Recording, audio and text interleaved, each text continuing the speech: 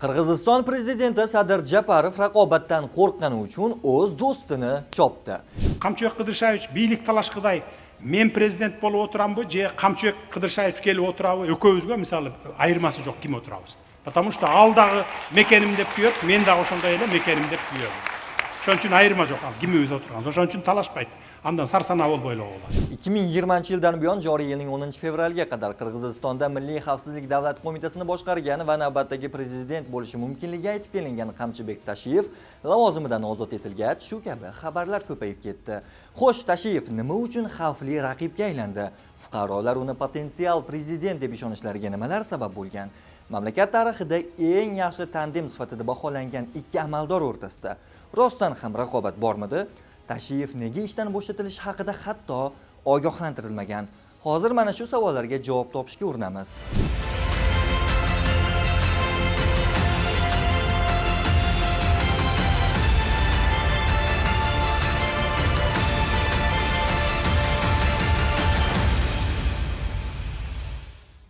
Qirg'izistonning zamonaviy tarixida Sadir Japarov va Qamchibek Tashiyev kabi bir-biriga yaqin va ayni paytda bir-birini muvozanatda ushlab turgan duet deyarli bo'lmagan.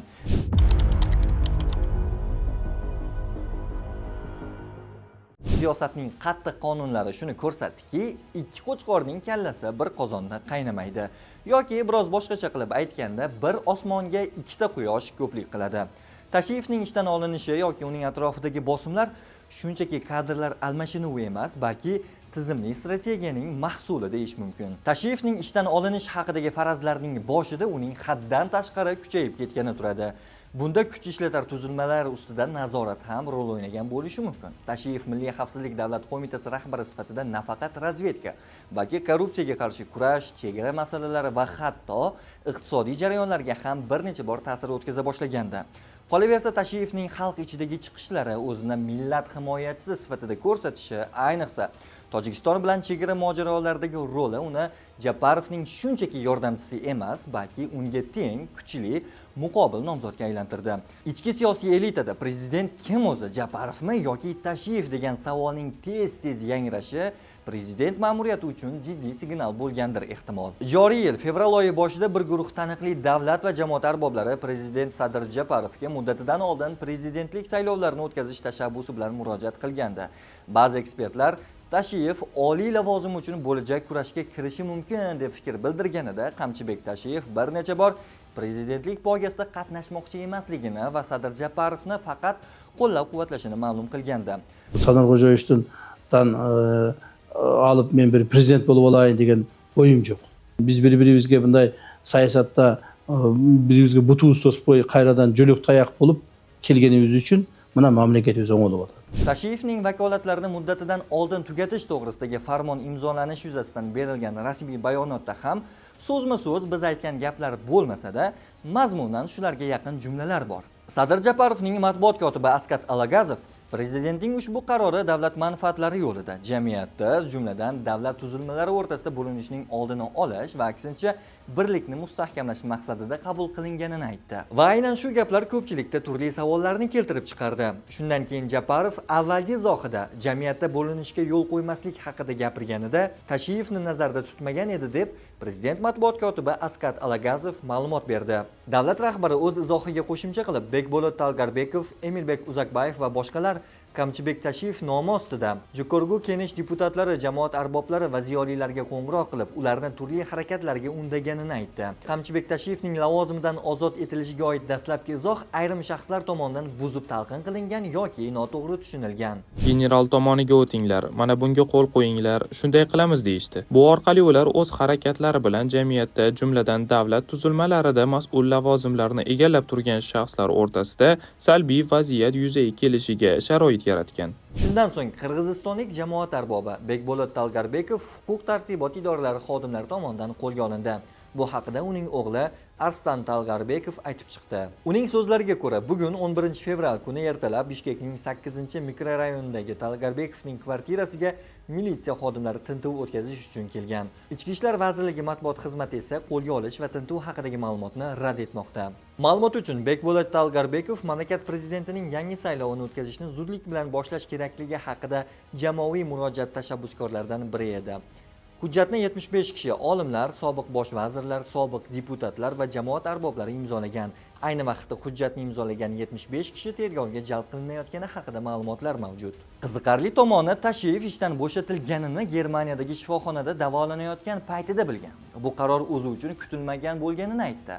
Joriy yil 11 fevral kuni uning bayonoti e'lon qilindi. Ta'kidlanishicha, Tashiyev sog'lig'idagi muammo sababli prezident ruxsati bilan Olmoniyaga borgan. Qanday bo'lmasin, biz prezident qaroriga bo'ysunamiz. Men davlatimizga, xalqimizga va prezidentimizga sharaf bilan xizmat qildim va bundan faxrlanaman. Shaxsiy tarkib bilan xayrlash imkoniyati berilmagani esa meni biroz xafa qildi. Shuningdek, Tashiyev Milliy xavfsizlik davlat qo'mitasi xodimlariga minnatdorlik bildirib, ularning keyingi faoliyatiga muvaffaqiyat tilagan. U mamlakatda tinchlik va barqarorlik saqlanishi zarurligini ta'kidlab, barcha harakatlar qonun doirasida bo'lishi kerakligini qayd etgan. Ma'lumot o'rnida Jungalbek Shamdanbekov Qirg'iziston Milliy xavfsizlik davlat qo'mitasi raisi vazifasini vaqtincha bajaruvchi etib tayinlandi.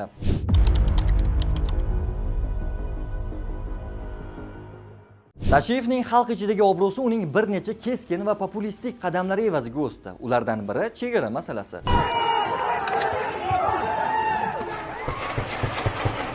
Tojikiston bilan sodir bo'lgan qurolli to'qnashuvlarda shaxsan o'zi front chizig'ida bo'lishi va bir qarich yerni ham berib qo'ymaymiz qabilidagi ritorikasi uni milliy qahramon darajasiga ko'tardi. 2022-yilning 17-sentyabrida Qirg'iziston va Tojikiston chegarasida yirik mojaro sodir bo'lgan edi. O'shanda ikkala tomondan ham o'nlab odamlar jarohat olgan va halok bo'lgan. Qurolli to'qnashuv tufayli Qirg'iziston 136 mingdan ortiq fuqarosini evakuatsiya qildi. 87 kishi jabrlangani aytildi. Tojikiston esa Qirg'iz tomoni jangovar vertolyotlar va uchuvchisiz uchish apparatlari yordamida hujum qilayotganini bildirgandi. Xavotirli va qonli bu jarayonda katta sahnaga Tashiyev chiqdi. Otishma paytida ham aynan manzilda bo'lishi orqali, keyinchalik esa mojaroni tinchitishda ham u katta rol o'ynadi. Hozir sobiq deb aytilayotgan amaldorning yana bir xalq tomonidan olqishlangan ishi bor. Bu ko'chalarga qarshi chiqish. Uyushgan jinoiy guruhlar va korrupsionerlar bilan kurashda qo'llarini kesamiz kabi keskin bayonotlari qat'iyatni sog'ingan xalqqa juda ma'qul keldi. Ayniqsa 2023-yilning 4-oktyabrda qirg'izistonlik kriminal avtoritet Kolya Qirg'iz, ya'ni Qamchibek Qo'lbayevning Bishkekda otib o'ldirilishi qora kuchlarga nisbatan boshlangan tozalash ancha keskinligini isbotladi. Bu esa ko'pchilik tomonidan qo'llab-quvvatlandi. Bundan tashqari Qamchibek Tashiyev xayriya ishlari orqali ham o'z imijini yaxshi tomondan tanita olgan. 8'li 9'lu to'ragan kelin qizlarimizga 1,5 million so'mdan aqcha berildi. Alem 10'lu to'raganga 2 million aqcha berildi. Buna o'shoning uchun bu emni uchun buni jasab atamiz biz. Bu bizden akçamız aşıp taşıp ketayotgandan jasagan jo'qmiz. Kelin qizlarimizga biz shunitib mamlakat tarafidan podдержка qilamiz. Qo'llab turamiz, xudo xolasa. Uning yordamchilari va o'zi tomonidan amalga oshirilgan ijtimoiy loyihalar, sportchilarni qo'llab-quvvatlashi Tashiyevning shaxsiy brendini Milliy xavfsizlik davlat qo'mitasi doirasidan ancha tashqariga olib chiqdi.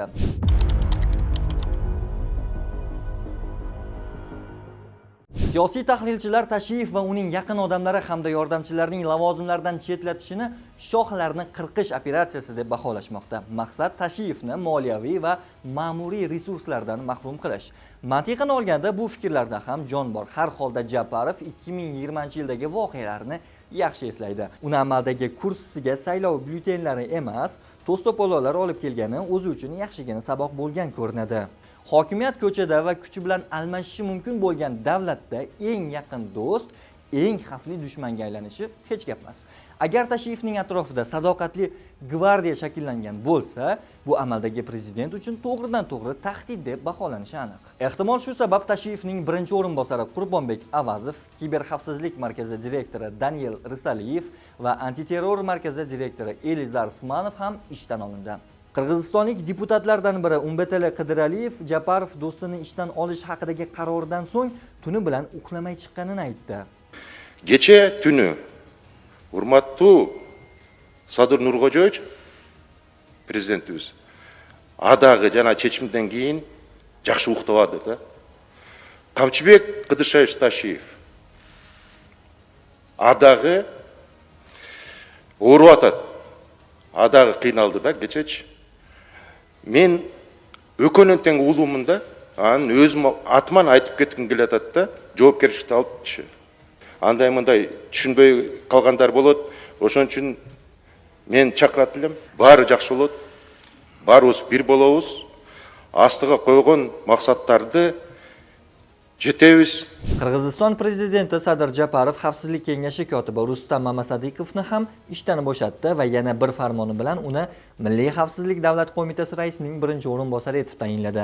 Shuningdek, Abdukarim Alimboyev ham Milliy xavfsizlik davlat qo'mitasi raisining birinchi o'rinbosari lavozimidan ozod etilib, davlat chegara xizmati raisi etib tayinlandi.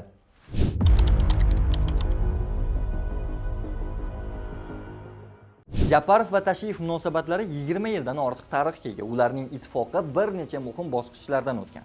Ularning ilk tanishuvi 2005-yilga to'g'ri keladi. Ikkalasi ham parlamentga deputat bo'lib kelishgan o'sha paytda. 2010-yilda esa ular birgalikda Atajurt partiyasi tarkibida saylovdan g'alaba qozonishgan. Transport uyushtirib beriladi. Enalar bari o'sha yerda men o'lib qolsam da bizning umr o'likim qirsam bo'lish uchun biz umrimizni qilishga tayyormiz. 2012-yildagi Qumtor bo'yicha miting voqealaridan keyin ikkalasi ham qamoqqa olindi. Bu esa ularni endi taqdirdosh qildi.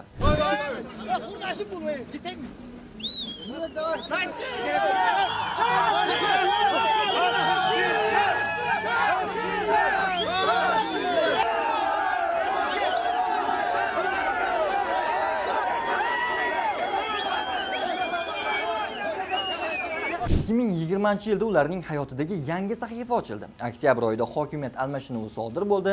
Tashiyev Japarovni qamoqdan chiqarishda va prezidentlikka olib kelishda asosiy rol o'ynagani aytiladi. Sadir Japarovni boshlanishga chiqarish kerak. Bu elning talabi bo'lib o'tadi. Elning so'rovi bo'lib o'tadi. Mana Sadir Japarov misoli nima uchun o'tiradi? Sadir Japarov Qumtor bu korrupsiyaning eng cho'qqisi deganligi uchun o'tiradi. Tak Biroq o'sha korrupsiyaning eng cho'qqisi bo'lgan Qumtor bugungi kungacha o'sha masala chechilgan yo'q. Bugungi kunda. O'shandaqdan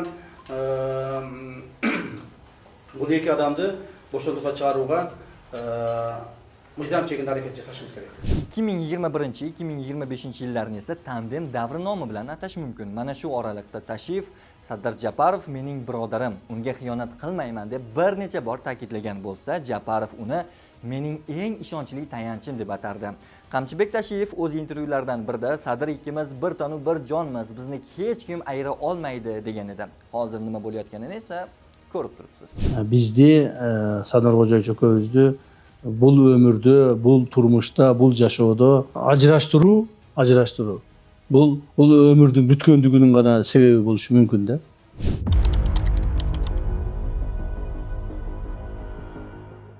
Qirg'iz jamiyati bu masalada ikkiga bo'lingan. Tashiyev tarafdorlari uning ishdan olinishini Japarovning xiyonati deb hisoblashyapti va prezident endi hokimiyatni yolg'iz ushlab tura olmaydi deyishmoqda.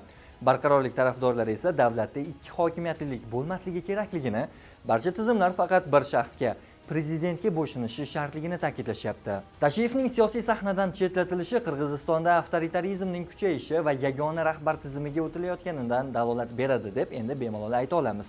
Bu Japarov uchun o'z kursini mustahkamlash bo'lsa, davlat barqarorligi uchun yangi xavflar, norozi janubiy elita va Milliy xavfsizlik davlat qo'mitasi ichidagi ehtimoliy bo'linishni keltirib chiqarishi mumkin. Ammo Sadir Japarov va Qamchibek Tashiyev o'rtasidagi bu ixtilof yoki lavozimdan ketish masalasi aslida katta siyosiy spektaklning bir qismi bo'lishi ham mumkin. Bu versiyani bir nechta taxminlar bilan hozir ko'rib chiqamiz. Siyosatda shunchaki bugun bilan yashash emas, balki 10 qadam oldinni hisobga olib harakat qilish juda muhim. Shu sabab bu voqelik panaga olish yoki himoya qilish bo'lishi ham mumkin. Tashiyev hozirgacha eng og'ir va ziddiyatli masalalar chegara, korrupsiya, ichki tozalash bilan shug'ullanayotganda, osondan oson pul topayotgan jinoiy to'dalarga ham, ichkaridagi amal egalariga ham yomon ko'rinayotgan u edi. Tashiyevni vaqtincha panaga olish, uning siyosiy imijini kutilmagan zarbalardan asrash va charchagan rahbar obrazidan chiqarib, xalq sog'ingan najotkor sifatida qaytarish uchun qilingan strategik pauza bo'lishi mumkin emasmi sizningcha? Yana bir versiya bu vorislikka tayyorgarlik. Japarov o'zidan keyin tizimni ishonchli qo'llarda qolishini istaydi. Tashiyevning bugungi jabrlanuvchi yoki iste'fodagi qahramon sifatida chetga chiqishi ertaga uni prezidentlik saylovlarida eng kuchli va mustaqil nomzod sifatida ko'rsatish uchun zamin yaratadi. Navbatdagi ehtimoliy maqsad raqiblarni aldash bo'lishi mumkin. Ushbu sahnalashtirilgan ajralish ichki va tashqi siyosiy muxolifatchilarni chalg'itishga xizmat qiladi. Ikki do'st go'yoki bir-biri bilan kelishmayotgandek ko'rinsa-da, aslida barcha iplar hali ham bir nuqtada birlashadi. Xulosa qilib aytganda, bu chekinish mag'lubiyat emas, balki keyingi buyuk sakrash uchun bir qadam orqaga tashlash bo'lishi ham mumkin. Japarov va Tashiyev tandemi yillar davomida sinalgan, bunday katta rejani faqat ular kabi bir-biriga tish tirnog'i bilan bog'langan do'stlargina amalga oshira oladi. Xo'sh, siz nima deb o'ylaysiz? Fikringizni izohlarda yozib qoldiring.